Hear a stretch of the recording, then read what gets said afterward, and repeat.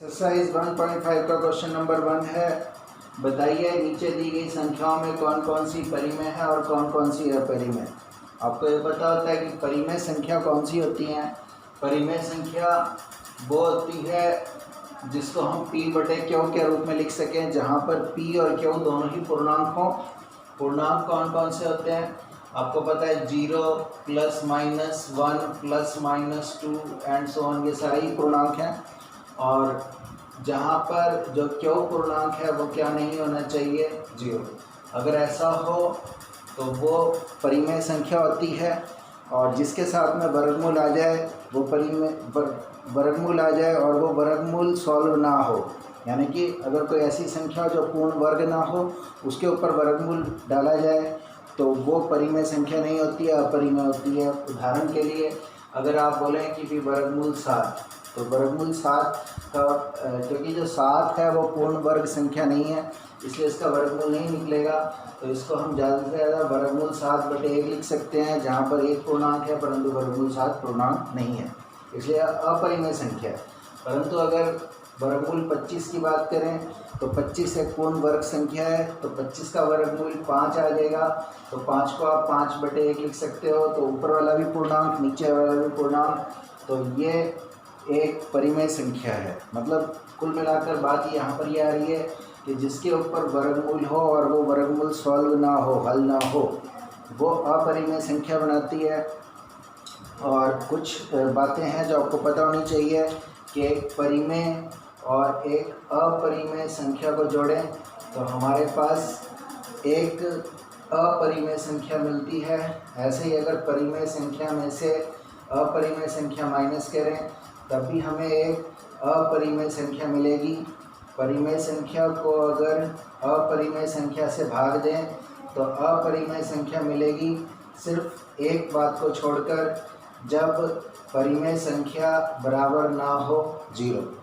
इसी प्रकार अगर हम अपरिमेय संख्या को परिमेय संख्या से भाग दें तो ये हमेशा अपरिमेय संख्या होगी और यहाँ पर ये 0 नहीं हो सकता है, क्योंकि अगर ये 0 हुआ तब ये संख्या परिभाषित नहीं होगी।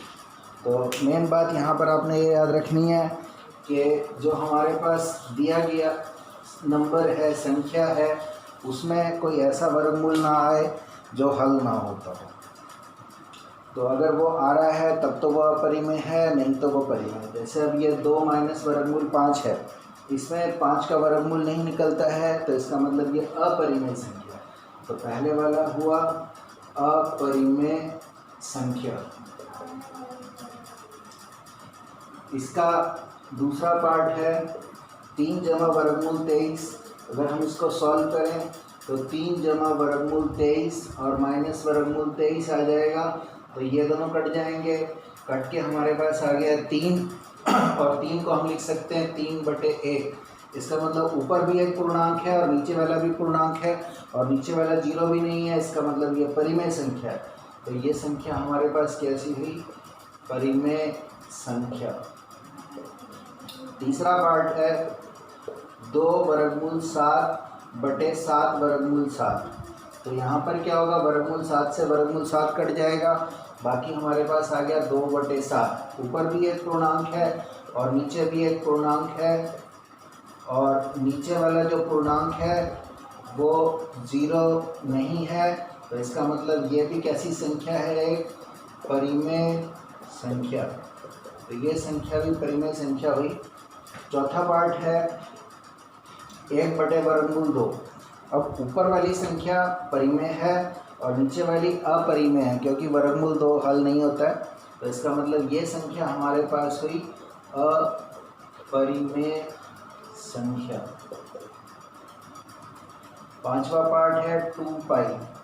तो 2 जो होता है वो परिमेय नंबर है और पाई जो होता है वो आपको अभी याद रखना है कि अपरिमेय होता है।